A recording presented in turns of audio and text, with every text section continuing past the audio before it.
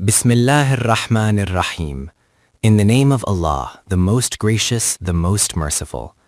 Surah Al-Baqarah, verses 165 to 169. Lesson from the Holy Quran by thinker of Quran, Allama Ahmed Parwez.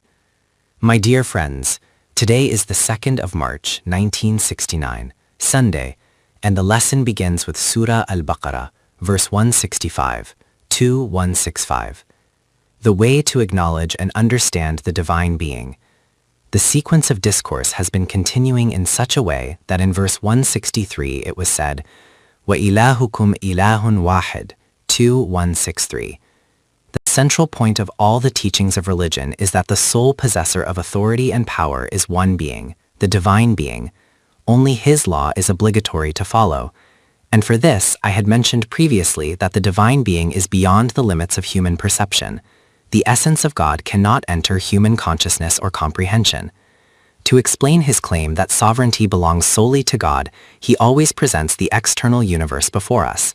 He says, observe through your experience, study, and direct perception how the entire universe operates under one single law. Every particle of the cosmos is bound in the chains of law. Dear brothers, you know that in the discoveries or established principles of science, there are two things considered fundamental. The first is the law of cause and effect, illat or ma'lul ka qanun, which states that every event that occurs must have some cause behind it. If the cause is the same and the conditions are identical, then the result will always be the same under all circumstances. The second is the law of uniformity of nature, fitrat ka wahdat ka qanun, which means that wherever similar conditions exist in this universe, the same type of results will always follow. This is living evidence of the unity of law, which becomes apparent to man through the order and system of the universe. That is why the Holy Quran, in the next verse 164, brings forth the creation of the earth and heavens, the alternation of night and day, and the movements of the sun and moon, and says, observe how this cosmic order leads you to a conclusion. Does it not lead you to the realization that there is only one law operating here? If there were more than one deity, then chaos and disorder would prevail in the universe, and anarchy would arise. From this order and discipline, what conclusion does man reach? Only this one conclusion, that there is a single being, a single power, whose law governs all. My dear friends, it has been said, لِآيَاتٍ لِقَوْمٍ يَعْقِلُونَ. In this are great signs of reality for those who use reason and intellect. But in contrast, there are others who do not employ thought and understanding. They follow emotions instead. Here, the distinction between deen, the divine system, and religion becomes clear. Every claim of deen is based on knowledge and can be understood through evidence. When one reflects and contemplates upon it, the results become evident. On the other hand, everything in religion is tied to emotions. That is why it was said, لَآيَاتٍ لِقَوْمٍ يَعْقِلُونَ. But in contrast, there are those described as وَمِنَ النَّاسِ مَنْ يَتَّخِذُ مِنْ دُونِ اللَّهِ أَنْدَادًا. You will see among people those who consider others as equals or counterparts to God, attributing powers to them as well. Here the word andada appears, derived from nid. Nid refers to such a force that when you wish to go in one direction, it pulls you towards another. And dada are forces that drag a person away from the right path towards another direction. The condition and nature of conflict between divine law and human emotions. My dear brothers, let us first consider these andadan min duni law. The system of God, his program, his law, pulls you in one direction, while under the sway of your emotions you carve out certain deities that pull you in the opposite direction. These are called andadan min duni law. The Quran has not given a detailed explanation of them.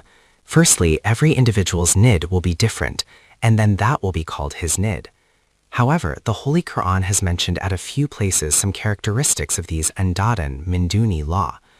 When these characteristics are brought forth, it becomes clear what kind of nids they are, those considered equals or counterparts to God, those made into gods like him. To understand in what sense these other gods are made, look at verses 2:21 to 22.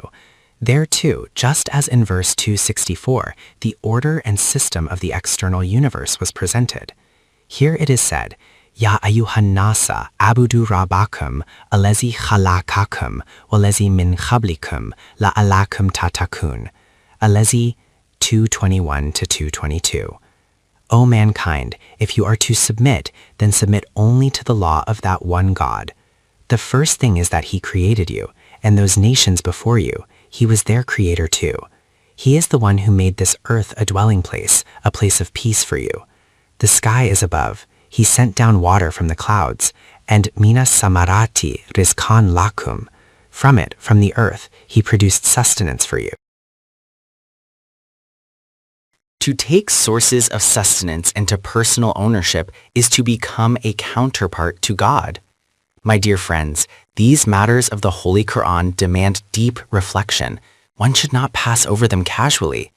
The word anas has been used, meaning the whole of mankind, and rizqan lakum has been said, meaning that the sources of sustenance are for all humanity. The earth, water, fruits, all these have been described as provisions of life, resources of sustenance for the entire human race. Alongside this, it is said, فَلَا تَجْعَلُوا لِلَّهِ أَنْدَادًا 2:22. Remember, all these sources of sustenance are created by God. They are His property. The purpose is that they should serve as means of livelihood and survival for all mankind. But you, in opposition to this, establish counterparts to God. What does this mean? Regarding the sources of sustenance, it has been declared that they are God's property, His creation. To assign ownership of these resources to anyone else is to make them andadan, min dunillahi, counterparts to God. Look at the history of mankind. Whoever became the deity of man, before whom people bowed, the first thing he did was to seize control of the sources of sustenance. When man became dependent upon him for livelihood, the next step after dependency was subjugation. Then whatever he commanded, people obeyed. Once you called him Andata, giver of sustenance. You know that earlier rulers, kings, and monarchs were given this very title, owner of sustenance, provider of food, giver of bread. This was the terminology used. They claimed that these sources of sustenance were created by them, that they were their property, while the true purpose was that these resources should provide means of life for all humanity. To take these into personal ownership is to become a counterpart to God. How can you claim ownership of them? They are not created by you, and what is not created by you, you cannot be the owner of. As for inherited property, listen carefully. God did not sell it to your ancestors that you could inherit it. You took it from your father as inheritance. But who first seized it? From whose inheritance did he take it? It was neither created by you, nor purchased by you, nor owned by your father. Whoever first drew a line over a piece of land and declared, I am its owner, that very act was illegitimate. The true owner never sold it to him. Therefore, illegitimate possession remains illegitimate, even if it continues for hundreds of generations. Whoever buys stolen goods is himself a thief. The Quran has declared, فَلَا تَجْعَلُوا لِلَّهِ أَنْدَادًا. You know these resources are not purchased by you. You know you cannot be their owners, yet you assume ownership of them. This is becoming a counterpart to God, His equal and His likeness. And this is the very matter explained at another place. My dear friends, this is how the Holy Quran should be understood, and this is how you must understand it. The Holy Quran can only be understood through tasrif ul-ayat. The Quran has stated that understanding will come through tasrif ul-ayat. The meaning of tasrif ul-ayat is that wherever in the Quran a particular subject appears, you must place all those references before you simultaneously. When you do so, you will see that the entire Quran becomes clear to you, and you will face no difficulty in comprehension. The method is that in the Arabic language and within the Quran, wherever that subject appears, bring all those instances together at one time, and the matter will become evident. At another place it is said, قُلْ أَإِنَّكُمْ لَتَكْفُرُونَ بِاللَّذِي. Ask them, do you deny that God? Details of the treasures scattered in the heights and depths of the universe for the system of universal nourishment. See which God is mentioned here? It is said, خَلَقَ الْأَرْضَ فِي يَوْمَيْنِ 41:9, the one who made the earth in 2 stages so that you could live upon it, and from it he produced provisions for your sustenance. This is the same creation of the earth and the same making of it into a source of sustenance. And it is said, وَتَجْعَلُونَ لَهُ أَنْدَادًا 41:9, yet your condition is that you set up equals, counterparts, and parallels to him and appoint others as gods. This is the same creation of the earth, the same creator, the same owner, and yet you declare others to be its owners? It is said, ذَلِكَ رَبُّ الْعَالَمِينَ 41:9. In 2:22 it was said that all resources of sustenance are for all mankind. And here in 41:9 it is said that the one who created them did so for his universal system of nourishment, so that the entire human race may continue to be nurtured and developed. For this purpose, وَجَعَلَ فِيهَا رَوَاسِيَ مِنْ فَوْقِهَا وَبَارَكَ فِيهَا وَقَدَّرَ فِيهَا أَقْوَاتَهَا فِي أَرْبَعَةَ أَيَّامٍ 41:10. He raised great mountains to serve as water reservoirs for you. He placed within the earth the capacity that if you sow with effort, it will yield sustenance upon sustenance. He ordained 4 seasons so that different kinds of grains and crops may be produced. All this, he says, we have done. Now the question is, for what purpose was all this done? The answer, sawa'an lis-sa'ilin 41:10, so that it may remain equally open for every needy one. Yet your condition is, وَتَجْعَلُونَ لَهُ أَنْدَادًا 41:9. You continue to appoint equals and counterparts to him, making others into gods. I have presented only 2 places. If I were to go into detail at other places, the explanation of this single word, andad, would require an entire discourse, but for this purpose what I have presented is sufficient. My dear friends, the Quran brings forth, Inna fi khalaqis samawati wal ardi 264.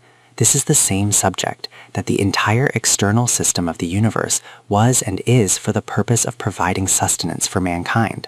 Yet the condition of people is that they set up counterparts to God. They make equals and parallels to him, and they declare them to be the owners of these resources. And then the situation becomes, يُحِبُّونَهُمْ كَحُبِّ اللَّهِ وَالَّذِينَ آمَنُوا أَشَدُّ حُبًّا لِلَّهِ 41:65. The common translation of this is that they love them as they should love God, whereas those who believe are the ones who love God most intensely. The meaning and form of love for God. The phrase love for God is one that requires deep reflection. When we use the word love in our daily lives, we know it refers to affection toward another person, whether it be children, a spouse, or friends. Love is a natural human emotion. But have you ever considered, can such love exist for someone whom you have never seen, never met? God is an unseen reality, not only unseen, but beyond imagination, beyond thought, beyond conjecture, beyond perception. He himself has said, La tudrikuku al-absar, your sense perception cannot grasp him. His essence is an abstract reality that cannot be brought into imagination. If one tries to form a concept of God, every individual will create a different mental image. We cannot even form a uniform concept. So the question arises, can such a being who cannot be imagined be loved in the same way as we use the word love in ordinary human relationships? My dear friends, consider this example. If a person is away and later receives news that Allah has blessed him with a son, described even as a beautiful child like the moon, while sitting far away, it will never occur to him to embrace, kiss, or show affection to that child. Only when he sees the child before him will he naturally hold him in his arms and express love. Thus, unseen, one cannot love a child. In the same way, the notion of loving God in this human sense is incorrect. You know that in our tradition of tasawwuf, Sufism, the entire structure is built upon the idea of love for God. In Sufism, there is not only love for God, but also a higher stage called Ishq-e-Bari Ta'ala, divine love. But how could such love be possible? It is only by forming some mental image or concept of God, and then loving that imagined concept. Remember, this fundamental error arises from using the word love in the same sense as we use it in human relationships, and then building the edifice of Sufism upon it. They have fashioned God into a personal God, anthropomorphic God, claiming that they meet him every night, that he resides at some special place where they gather, holding assemblies of intimacy and secret conversations. They even describe these intimacies in such terms as, it seems as if God is their intimate companion.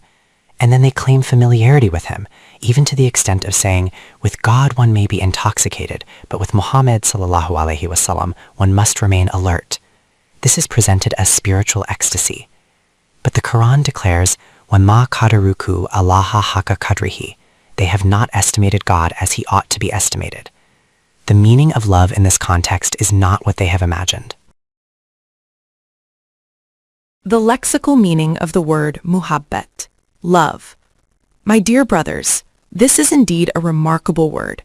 If you ask in the Arabic language about man's love for God, you will find that the root of this word, habba, ba, carries meanings such as steadfastness, adherence, attachment, holding firmly to something, clinging to it, being drawn to it, obeying it, remaining with it.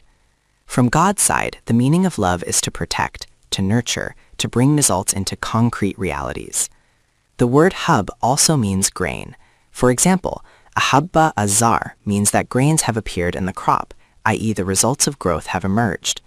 In Punjabi, hub is also used for a farmer because when the grains ripen, the results of his labor become visible in tangible form. In medicine, hub refers to a pill.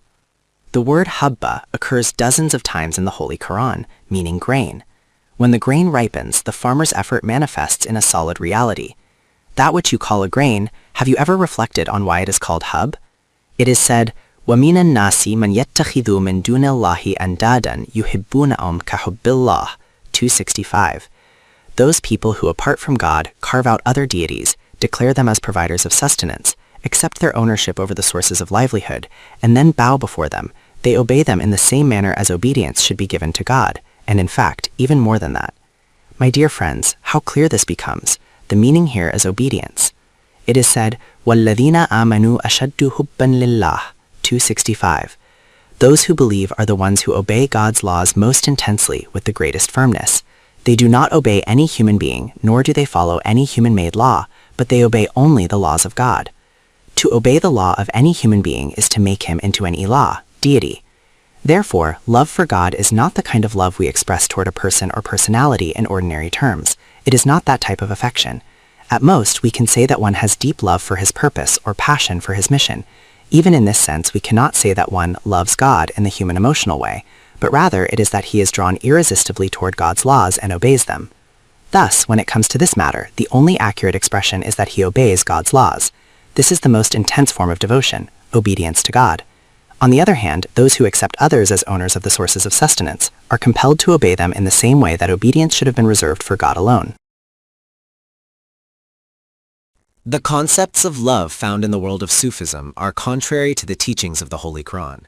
My dear friends, this matter of love for God needed to be explained in detail because the concept of divine love, as I mentioned, has come to us through Sufism. In their view, obedience is not the central idea. For example, sitting in places of intoxication, they say, Sute dadam kichinde hoy hega. When the lamp of reason is extinguished, they claim to have reached the nearness of God's court, becoming the intimates of his presence. And among them, when someone becomes majzud, completely absorbed, even insane, they say, O saptos yada poncha hoya hondai, he has reached the highest level. It is for such people that Sadi of Shiraz, 1184-91, said, Ganra ke khabar shawet khabarish baz na ayad, meaning, whoever gains that awareness, his awareness never returns to us. In other words, he becomes like hatni ma hoda ghaib, lost entirely. You must have seen such majzubs, khabarish baz na ayad. They lose awareness of themselves, completely drowned in what they call love for God. My dear friends, all these concepts are non-Quranic and borrowed from non-Arab traditions. The Quran teaches obedience to God's commands and laws. It does not engage in such metaphysical notions. God is a being beyond our perception. We cannot imagine him, nor can we form a mental picture of him. Can such a being be loved in the same way as we love friends, spouses, children, or beloveds? No, absolutely not. Now look at the romantic ghazals recited in gatherings, accompanied by drums, or the qawwalis sung with fervor. Their entire structure is built upon the image of a beloved, locks of hair, beauty marks, features, all fashioned into a garment of imagination, and people drown themselves in this so-called love. This concept has no connection with the Quran. According to the Quran, love for God means obedience to his laws. God's love for mankind means granting them the full results of their obedience in tangible form. Love for God in its concrete form is obedience to his laws. My dear friends, the two meanings mentioned above are derived directly from the Arabic language. The Quran itself has clarified that hub means obedience and following. I have already explained that love in this context is nothing but obedience. See how clearly this is expressed. قُلْ إِن كُنْتُمْ تُحِبُّونَ اللَّهَ. If your claim is that you love God, here I take the meaning of love as obedience, then this is not some mental or imaginary notion. It is not about sitting in seclusion on a prayer mat, absorbed in emotional states, and claiming to be immersed in God's love. The Quran says, if you think this is love for God, then listen, I will tell you the concrete way to recognize it. فَاتَّبِعُونِي. Follow me in the path I walk upon. Here, the one speaking is a tangible, visible person saying, walk behind me. This becomes the proof that you truly love God. And again, I emphasize, this love means obedience to God's laws.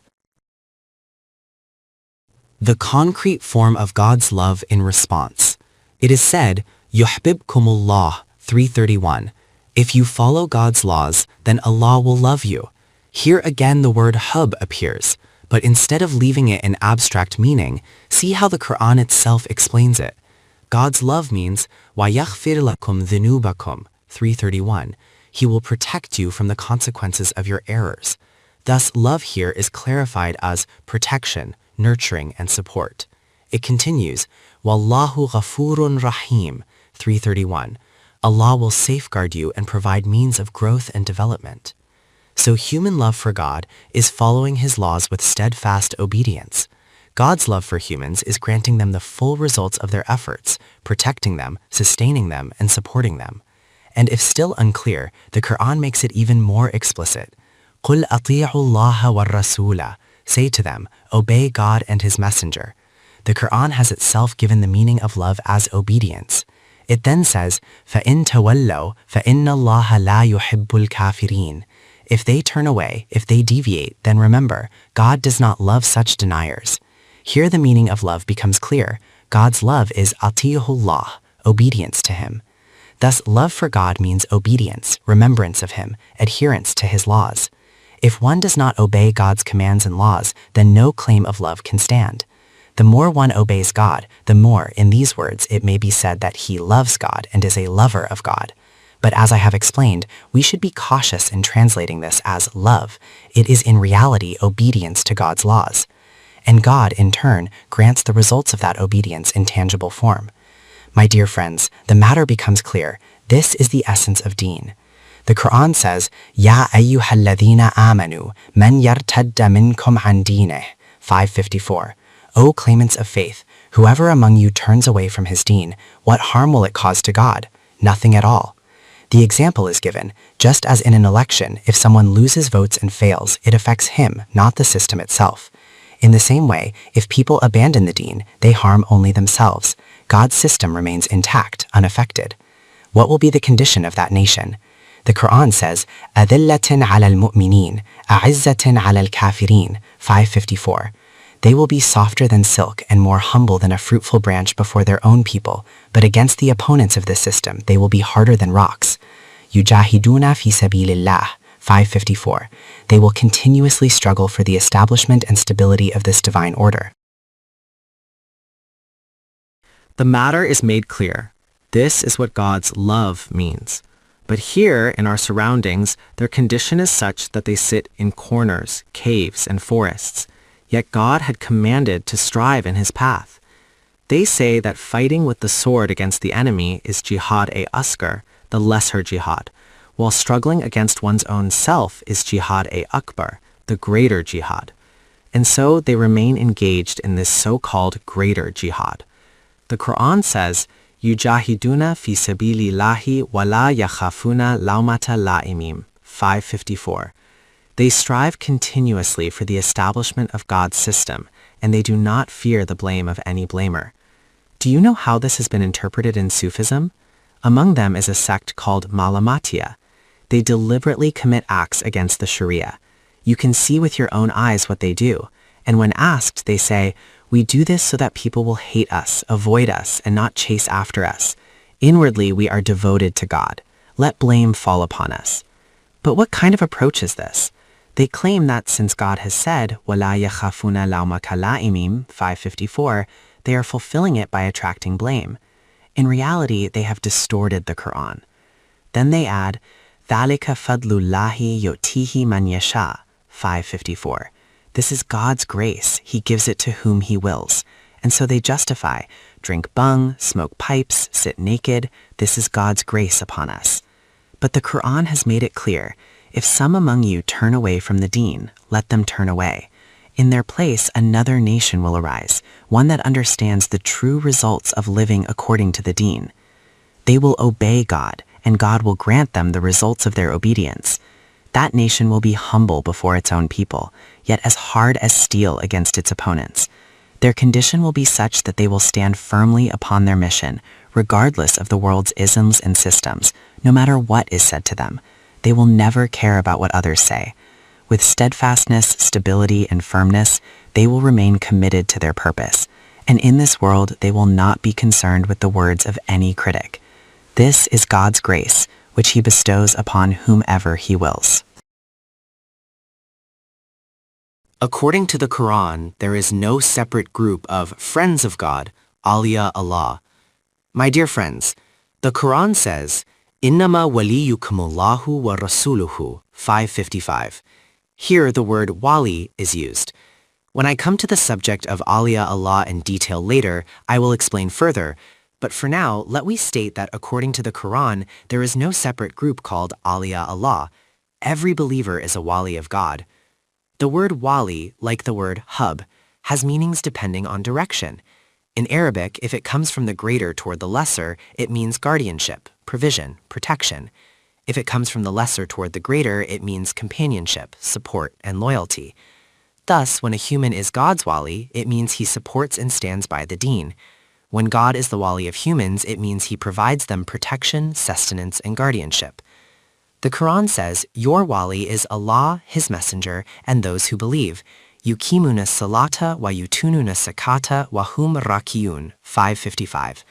And whoever takes Allah, his messenger, and the believers as his companions, supporters, and protectors, then fa'inna hizbullahi humul galibun 556. This is the party of God, and the party of God will always prevail. The first sign of Awliya Allah, leadership of nations.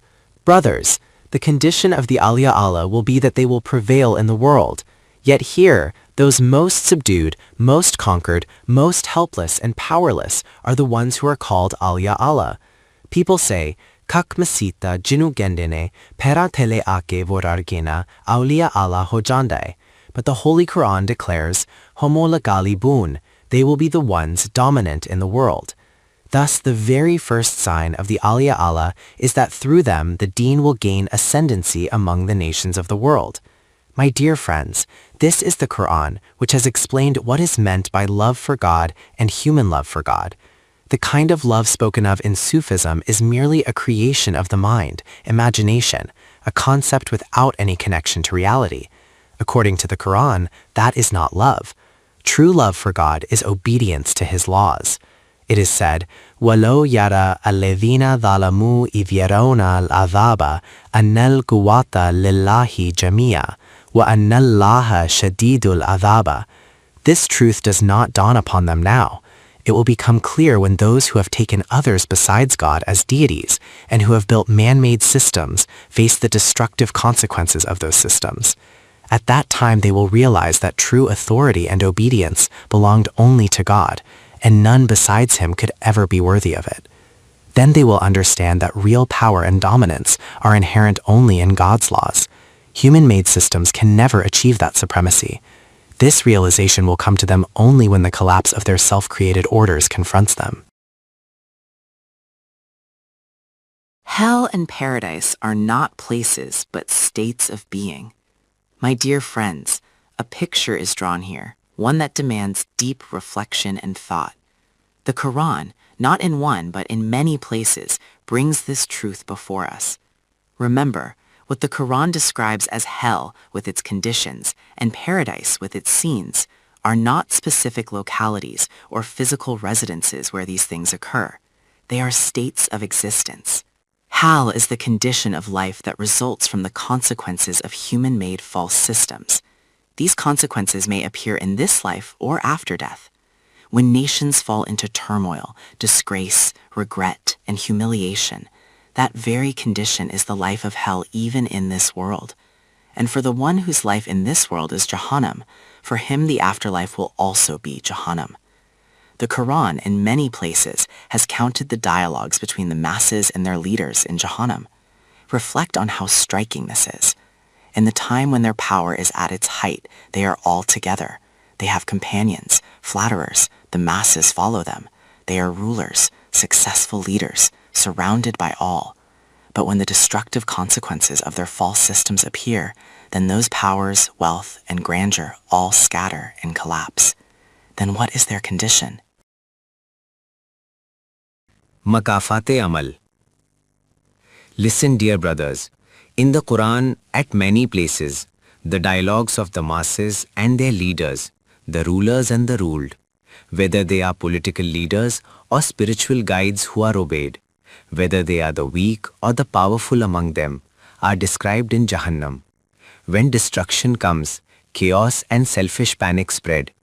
This is what is meant when it is said that mothers will abandon their children and nursing women will forget the infants they are feeding. Such chaos arises when the destructive consequences of false systems appear. It is said that the realization will come to them at that time, and the condition will be, اتبرأ الذين اتبعوا من الذين اتبعوا ورأوا العذاب وتقطعت بهم الأسباب. 266. When chaos erupts, those who were the great ones will disown those who followed them. These leaders had once made pleasing promises. Do not worry about anything. We are with you. We will protect you. We will provide everything for you. On the strength of these assurances, people took every wrong step, committed every violation of law and corruption. It never even crossed their minds that this picture could change. Their promises were so grand that people obeyed them blindly on their basis. Thus, a false system is established. It is said, Begardishe charkhe neelu fari, na injan bamanand, na engineeri. When the cycle turns and the consequences of the false system appear, chaos erupts. The very first thing that happens is that those great supports, those promises and assurances once given, all abandon them. Not only do they leave, it is as if they had no connection with them at all. Tabarra al-lazina, no one will want it to be known that they were ever companions. This is the condition that arises. At that time, bataqatta'at bihimul asbab. All the supports, all the ties they had established will be severed in a single stroke. This will be their state. And those followers among the masses whose strength had elevated these leaders, it is said for them, وَقَالَ الَّذِينَ اتَّبَعُوا لَوْ أَنَّ لَنَا كَرَّةً فَنَتَبَرَّأَ مِنْهُمْ كَمَا تَبَرَّأُوا مِنَّا. 2:167. These people, these masses who had followed them, will say, if only time could turn back once more, if circumstances could return to what they were before, then we too would make them taste what it feels like. We would abandon them just as they have abandoned us today, just as they have turned their faces away when the time of trial has come. So then we would turn away from them. Then they would know what companionship means and what loyalty truly is.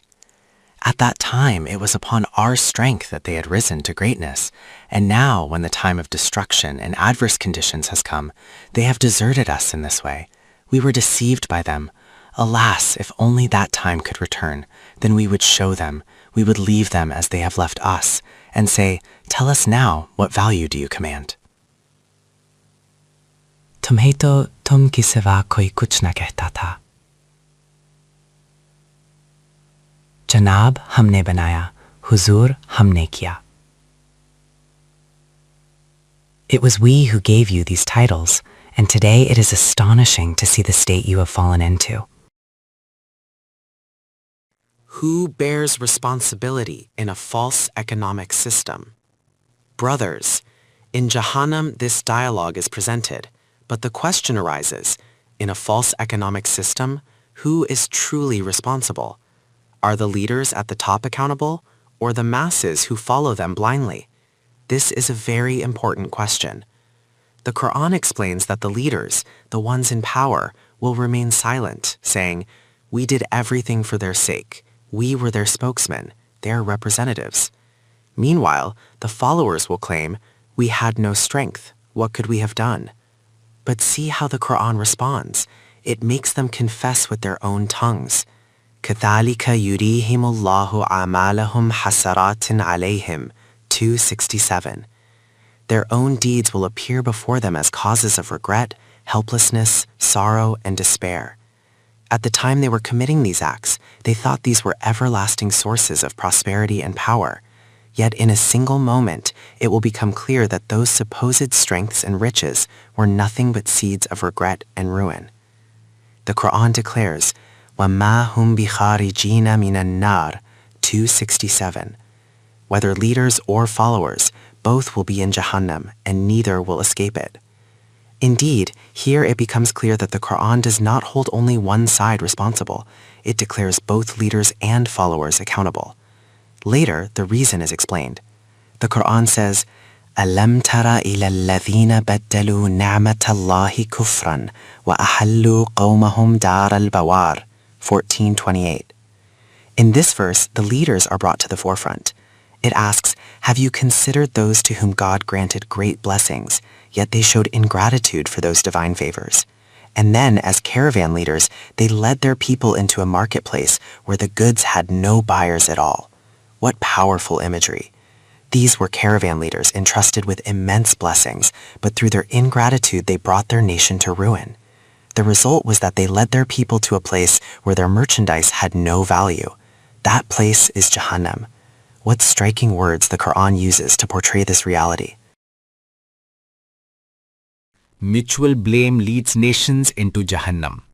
Brothers, this is the state of nations in Jahannam, where the entire nation is sold for nothing, thrown into fields of disgrace and humiliation, where no one cares for them. The Quran says, Jahannama yaslawnaha wa bi'isal qararu. What a terrible place to dwell in. And why did this happen? Because وَجَعَلُوا لِلَّهِ أَنْدَادًا لِيُضِلُّوا عَنْ سَبِيلِهِ. See here, once again the word andad equals rivals appears. The condition of this nation was such because they had made others into their gods. These leaders misled them onto another path. If the caravan leader reaches destruction, then the caravan following him will also end up there. The crime of the followers was that it was by their strength that the leaders became powerful. What strength does a leader have on his own?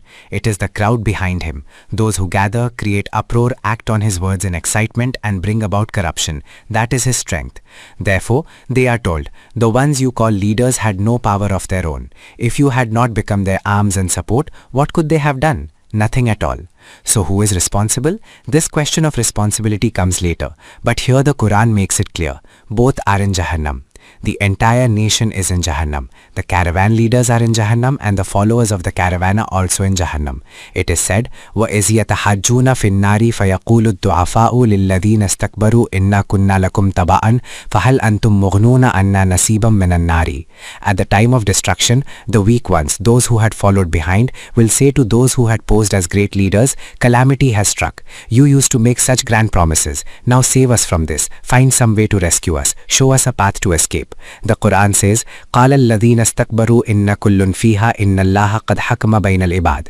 The arrogant leaders will reply, it is not that you are in torment while we stand outside. We are suffering even more than you. How can we save you? We cannot rescue you now. Look, these decisions are no longer ours or yours. Once we used to make decisions, but today God's judgment has been revealed before all. God's decrees are manifest, and from here no one will be taken out. Deprived of a bright future, ruined nations always see their past as glorious. Another verse says, يَوْمَ تُقَلَّبُ وُجُوهُهُمْ فِي النَّارِ يَقُولُونَ يَا لَيْتَنَا أَطَعْنَا اللَّهَ وَأَطَعْنَا الرَّسُولَ وَقَالُوا رَبَّنَا إِنَّا أَطَعْنَا سَادَتَنَا وَكُبْرَاءَنَا فَأَضَلُّونَا السَّبِيلَ. It is said here, and I will explain further later, that in Jahannam faces are turned upside down. Eyes are fixed backward. For such people, the past appears radiant, while the present and future are dark. These are the nations that become obsessed with their past, worshipping their ancestors and forefathers. The fate of nations enslaved by blind following and the scene of their mutual quarrel. Later, the verses about blind imitation appear, and they describe their condition. They will be in Jahannam. They will be asked, why? What happened? How did you end up in Jahannam? They will reply, we knew nothing. It was those great leaders. We only obeyed them, and they drowned us. It is said, Rabbana atehim dafaini min al-azabi wal anhim lanam kabira, 33:68. All the followers will say, they destroyed us, they ruined us. O our Lord, give them double punishment, one for their own crimes, for their own downfall, and another for dragging us all down with them. Punish them for our crimes as well. Give them double punishment. And the Quran says, يَقُولُ الَّذِينَ اسْتُضْعِفُوا لِلَّذِينَ اسْتَكْبَرُوا لَوْلَا أَنْتُمْ لَكُنَّا مُؤْمِنِينَ, 34:31. The weak followers in Jahannam will say to the arrogant leaders, may you be ruined. If you had not been among us, we would surely have been on the right path. We would have been believers. It is you who did this to us. The Quran says, قَالَ الَّذِينَ اسْتَكْبَرُوا لِلَّذِينَ اسْتُضْعِفُوا أَنَحْنُ صَدَدْنَاكُمْ عَنِ الْهُدَى بَعْدَ إِذْ جَاءَكُمْ بَلْ كُنْتُمْ مُجْرِمِينَ, 34:32. The arrogant leaders will say to the weak followers, what nonsense are you speaking? What power did we have to turn you away from guidance after it had come to you? It was you yourselves who were criminals. You did not want to walk upon the right path, so when we gave a mere signal, you followed behind us. My dear friends, what conversations these are. They sound like our own story. Brothers, who could be more in Jahannam than us? These are our very dialogues. They will say, what power did we have to drag you behind us? 2 men and 50,000 following them? Without any army, without cannons, without swords? Truly, what power did we have? But listen to the reply, dear friends. The Quran says, وَقَالَ الَّذِينَ اسْتُضْعِفُوا لِلَّذِينَ اسْتَكْبَرُوا بَلْ مَكْرُ اللَّيْلِ وَالنَّهَارِ إِذْ تَأْمُرُونَنَا أَن نَّكْفُرَ بِاللَّهِ وَنَجْعَلَ لَهُ أَندَادًا, 34:33. The weak followers will respond, no power? What about the plots you devised day and night, the political schemes you kept weaving, the conspiracies you kept planning? We were simple-minded, unable to grasp the reality, and thus you dragged us along. And now you say you had no power? Was this a small power? No, this was a very great power. It says that you would spend your days and nights weaving plans, laying out the nets of your political intrigues. How could the common people ever understand such schemes? You did this to them and they became trapped within it. What kind of plans were these? They were precisely this, not to walk upon the path of God, but naj'ala lahu andada, to set up rivals to him. And here again appears the word andada, not his obedience, but obey us. And how did they enforce this obedience? By creating a cycle from which no one caught inside could escape. This is what happens whenever emotions are provoked and inflamed. People are swept into the trap, unable to break free. Emotional states turn human beings into madmen. In a crowd of 50,000, if you ask someone why he is creating such chaos, he will have no answer. He does not know why he is doing it. All are mad. When emotions are provoked, the individual becomes mad. Stir the emotions of one person, he becomes mad. Stir the emotions of a crowd, the crowd becomes mad. If one individual is mad, see what destruction he causes. If an entire crowd is mad, you can imagine what devastation follows. The proof of this is that when those emotions subside, ask them, tell us, why did you break the traffic signal? None of them will have an answer. And whenever there is no answer to the why of an action, know that it was madness. A madman cannot answer why. What happens afterward? A madman remains mad and never regains consciousness. But these are madmen who later regain their senses. When asked why they did what they did, the Quran says, وَأَصَرُّوا النَّدَامَةَ لَمَّا رَأَوُا الْعَذَابَ. They will then try to conceal their regret when they see the punishment. The fate of emotional nations according to the Quran. C. Those who are temporarily driven mad, when their senses return and emotions subside, the Quran tells us that they feel regret. Then they try to conceal that regret. It is said, لَمَّا رَأَوُا الْعَذَابَ, 34:33. But what benefit is there in regret at that time? The Quran declares, وَجَعَلْنَا الْأَغْلَالَ فِي أَعْنَاقِ الَّذِينَ كَفَرُوا 34:33. Then shackles and chains are upon their necks, and they are dragged into Jahannam. One might think this is some kind of revenge, some unjust violence, but the Quran clarifies, هَلْ يُجْزَوْنَ إِلَّا مَا كَانُوا يَعْمَلُونَ 34:33. These shackles and chains did not come from outside. They are the consequences of their own deeds. Their actions themselves became shackles and handcuffs, binding their feet and hands. My dear friends, in a single upheaval, the damage that occurs is immense. Afterward, one cannot even calculate how financially a nation becomes shackled in chains. To cover this, the Quran says, وَأَسَرُوا النَّدَامَةَ 34:33. The nation tries to conceal its regret. Regarding Jahannam, the Quran declares, وَأَقْبَلَ بَعْضُهُمْ عَلَى بَعْضٍ يَتَسَاءَلُونَ 37:27. They will turn to one another and begin questioning. The followers will say, قَالُوا إِنَّكُمْ كُنْتُمْ تَأْتُونَنَا عَنِ الْيَمِينِ 37:28. You yourselves used to come to us from the right, surrounding us and dragging us towards these paths. That is why we ended up here. The leaders will reply, قَالُوا بَل لَمْ تَكُونُوا مُؤْمِنِينَ 37:29. That is false. If you had truly respected the law in your hearts, if you had resolved never to deviate from it, then no matter how much we called you, how could you have come? The corruption was already within you. We only gave a signal. Had you not been inwardly prepared for it, what could we have done? We had no real power to bind you. The Quran continues, وَمَا كَانَ لَنَا عَلَيْكُمْ مِنْ سُلْطَانٍ بَلْ كُنْتُمْ قَوْمًا طَاغِينَ 37:29-30. They will admit, we had no authority over you. You were already a rebellious people. We merely exploited those rebellious emotions that were growing within you. My dear friends, do you see what conversations are taking place? The Quran says, فَحَقَّ عَلَيْنَا قَوْلُ رَبِّنَا إِنَّا لَذَائِقُونَ فَأَغْوَيْنَاكُمْ إِنَّا كُنَّا غَاوِينَ 37, 31, 32. The truth is simply this. We ourselves desired to walk upon the wrong paths, and you too had hidden the same desire within your hearts. We only gave the first call, and you followed behind. That is what happened. Now the Quran raises the question, whose responsibility was this? Who misled whom? The answer is, فَإِنَّهُمْ يَوْمَئِذٍ فِي الْعَذَابِ مُشْتَرِكُونَ. On that day, all will share in the punishment. All are guilty, the leaders and those who followed them. If the followers had simply said no to their call, what power would the leaders have had?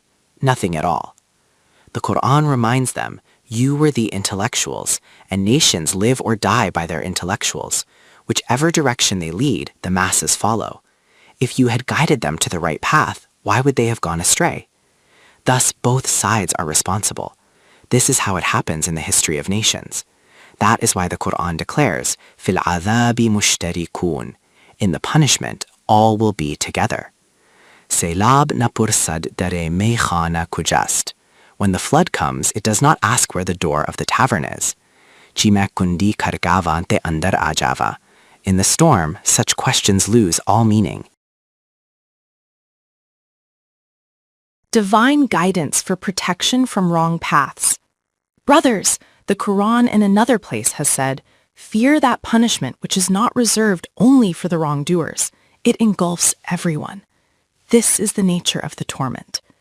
It is declared, فِي الْعَذَابِ مُشْتَرِكُونَ إِنَّا كَذَلِكَ نَفْعَلُ بِالْمُجْرِمِينَ.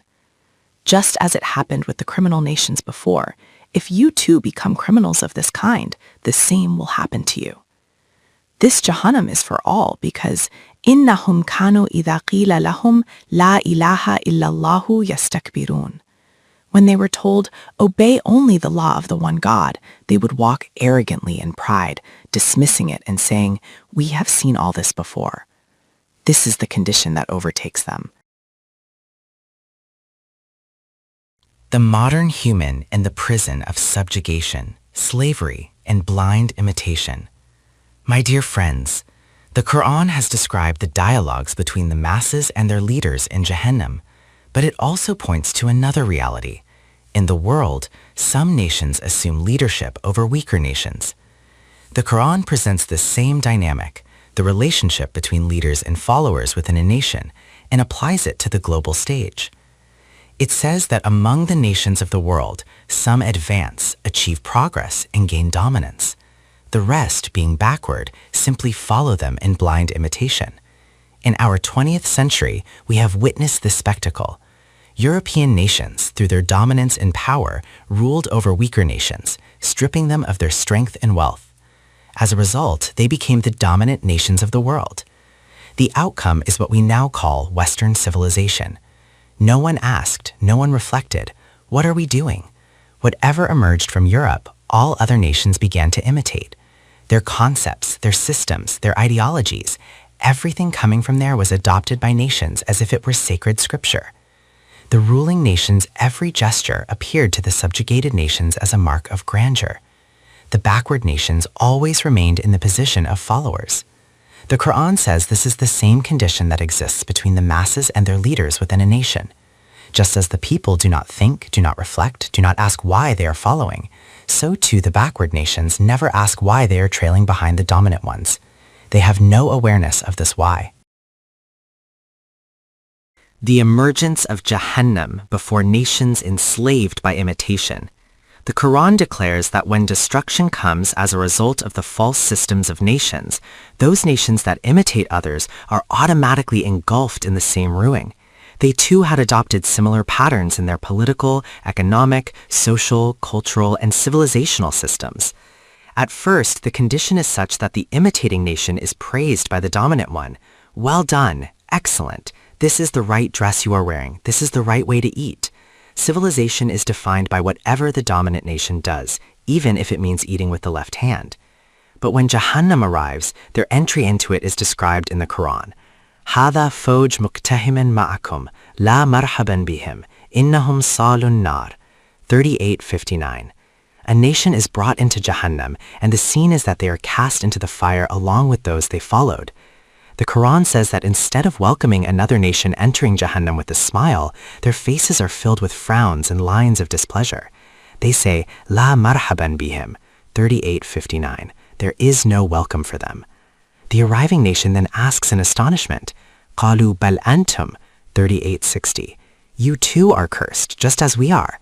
What a strange situation. Yesterday you used to take pride in imitating us, and today you are in the same condition as we are. They will reply, yes, indeed, for us too there is no welcome. La marhaban bihim, 38:60. This Jahannam in which we are now engulfed, you had already prepared for us. Antum qaddamtumuhu lana, fabi'sal qararu, 38:60. We were followers there, and we are followers here as well. Heaven and hell depend on the ideology a nation embraces. You have seen how the Quran portrays nations that become pioneers of false civilizations. Such nations not only prepare Jahannam for themselves, but also for those who imitate them.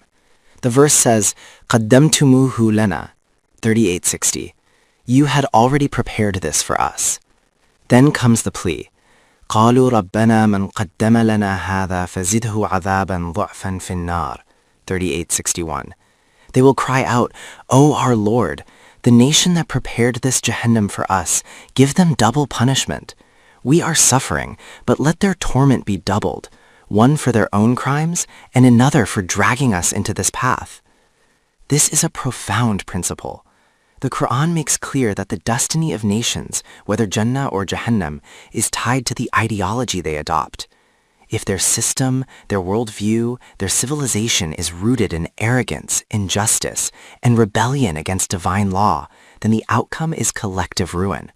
And those who pioneered such false paths bear a heavier responsibility, for they not only destroyed themselves, but also misled others. Now, the Quran responds to this plea, showing how divine justice addresses the shared responsibility of leaders and followers, pioneers and imitators. Would you like me to continue unfolding the next verses in the same explanatory style? Let me repeat this point clearly. Nations that share a common civilization and ideology often feel a sense of unity, believing themselves to be one and the same. They see themselves as bound together in culture, values, and way of life. But when the time of destruction arrives, the Quran paints a very different picture. It says, لَمَّا دَخَلَتْ أُمَّةٌ لَعَنَتْ أُخْتَهَا, 738.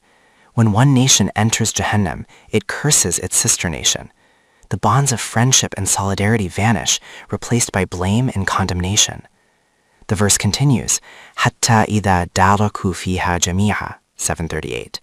Eventually, all those nations that shared the same ideology, the same civilization, the same cultural patterns will be gathered together in Jahannam. This is the Quran's profound warning. Unity based on falsehood and arrogance does not save nations. Instead, it leads them collectively into ruin, where their supposed solidarity collapses into mutual curses. The double punishment for those who mislead a nation. The Quran presents a vivid dialogue here. It says, قَالَتْ أُخْرَاهُمْ لِأُولَاهُمْ, 738. Those who enter Jahannam later will say to those who entered before them, رَبَّنَا هَؤُلَاءِ أَضَلُّونَا. O our Lord, these are the ones who misled us, who destroyed us, who put us on the wrong path. This is the nation that dragged us astray. Therefore, they will plead, فَآتِهِمْ عَذَابًا ضِعْفًا مِنَ النَّارِ. Give them double punishment in the fire. And then comes the divine response, قَالَ لِكُلٍّ ضِعْفٍ. For all there will be double punishment. This is a profound declaration.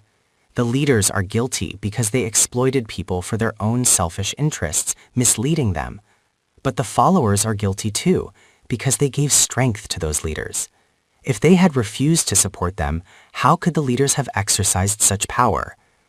Thus, both sides share responsibility. The arrogance and tyranny that filled the leaders' minds was sustained by the obedience and submission of the people. The Quran reminds us that false gods are not inherently powerful. In sanam te sajdash kurdi khudast. This idol becomes a god only because you prostrate before it. Chonyaki andar qiyam ai fanast. If even one person stands up against it, its existence collapses. The message is clear. The so-called gods and tyrants survive only because people empower them. If the people refuse to bow, their false authority vanishes. This is why the Quran declares that both leaders and followers will face double punishment, one for their own crimes and another for sustaining each other in falsehood. My dear friends, the Quran says something astonishing. It tells the leaders that their deceit and trickery misled the masses, but it also tells the people that they cannot be absolved of responsibility. Who told you to walk like sheep, heads lowered, eyes closed, blindly following the voice of another? Choosing the path of reflection, contemplation, and rational thought is the duty of every human being. The worst crime according to the Quran is not using intellect and reason. My dear friends, just a few verses ahead, the Quran speaks about imitation. According to the Quran, the worst crime is blindly following someone, individuals following other individuals, nations following other nations, all without reflection or thought. And I say that Jahannam begins right here. The greatest distinction of humanity is intellect and reason. The moment you extinguish the lamp of your intellect and reason and blindly follow others, Jahannam begins for you from that very point. Then the Quran declares that you too will face double punishment. This is a profound truth. If you had used your intellect and awareness and not blindly followed them, what power would they have had to cause such destruction? You became the secret of their strength. That is why, لِكُلٍّ دَافٌ وَلَكِنْ لَا تَعْلَمُونَ.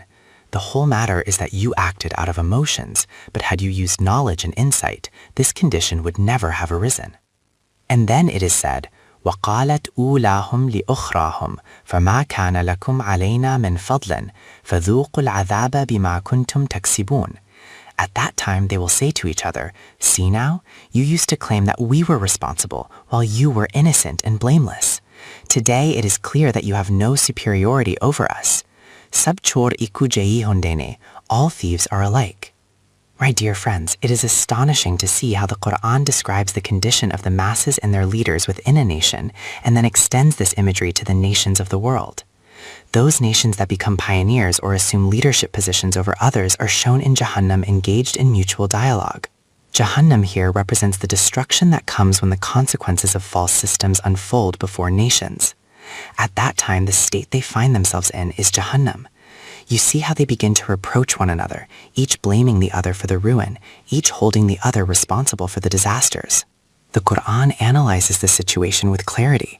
Neither the leaders alone nor the followers alone are responsible. Both together share in the responsibility for the destruction and the torment.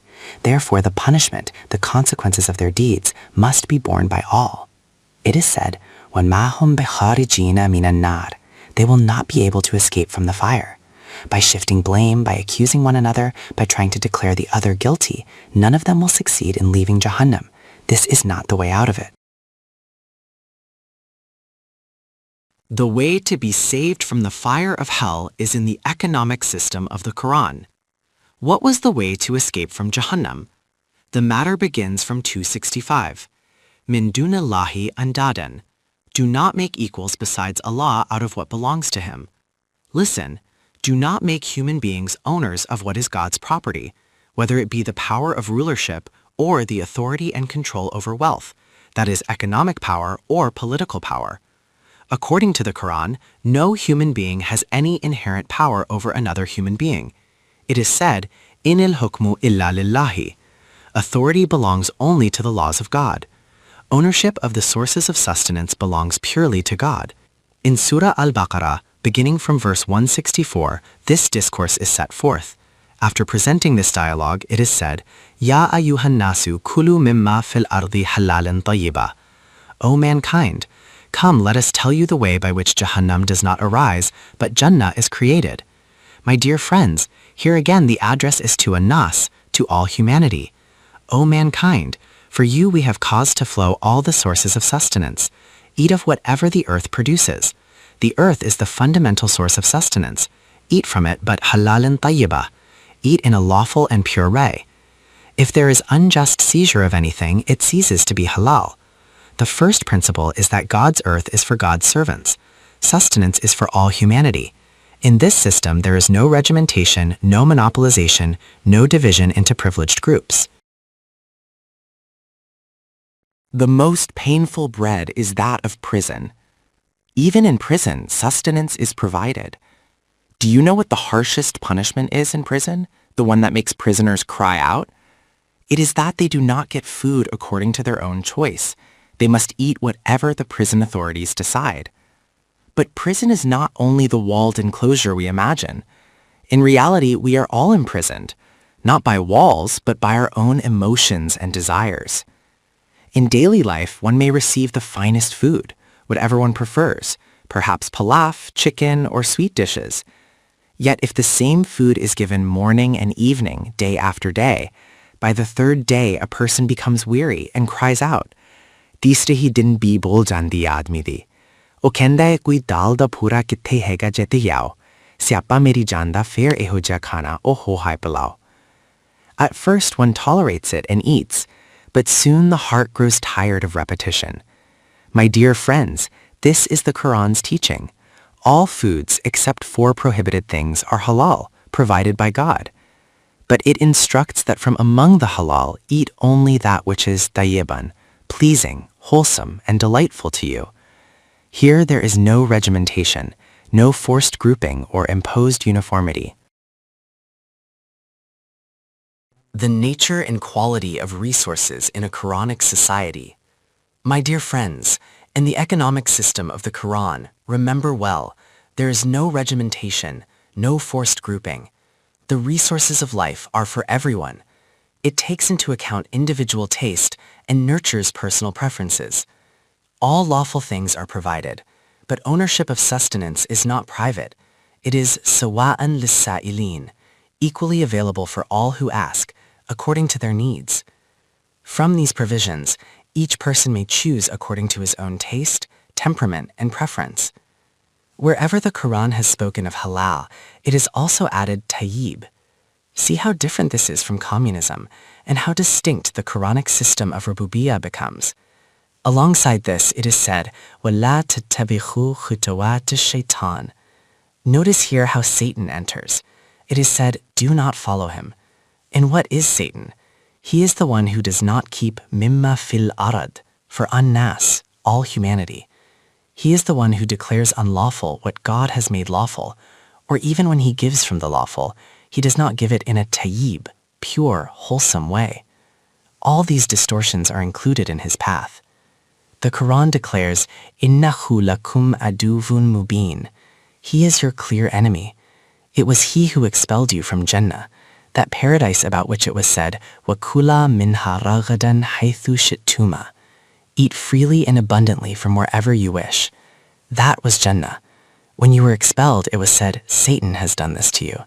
He is your open enemy. Therefore, O mankind, beware, do not follow those self-seeking ones who rebel against the laws of God. Do not accept their words, for they do not speak for your well-being. They are your open enemies. The very next verse declares, إِنَّمَا يَأْمُرُكُمْ بِالسُّوءِ وَالْفَحْشَاءِ وَأَن تَقُولُوا عَلَى اللَّهِ مَا لَا تَعْلَمُونَ. 269. They only command you to evil, indecency, and to attribute to God that of which you have no knowledge. God's command is not that you hoard everything for yourselves, creating a society where some have heaps upon heaps while others cannot find even a single meal. His command is that the sources of sustenance remain open for the nourishment of all humanity. From them, eat and drink according to your needs, in the most pleasant and wholesome way. References 2:21-22, 41:10. And do not attribute to God things of which you have no knowledge. My dear friends, the next noble verse brings forth a great reality, one that demands deep reflection and carries immense importance. But the time for today's lesson has come to an end. We shall take it up in the next session. رَبَّنَا تَقَبَّلْ مِنَّا إِنَّكَ أَنْتَ السَّمِيعُ الْعَلِيمُ.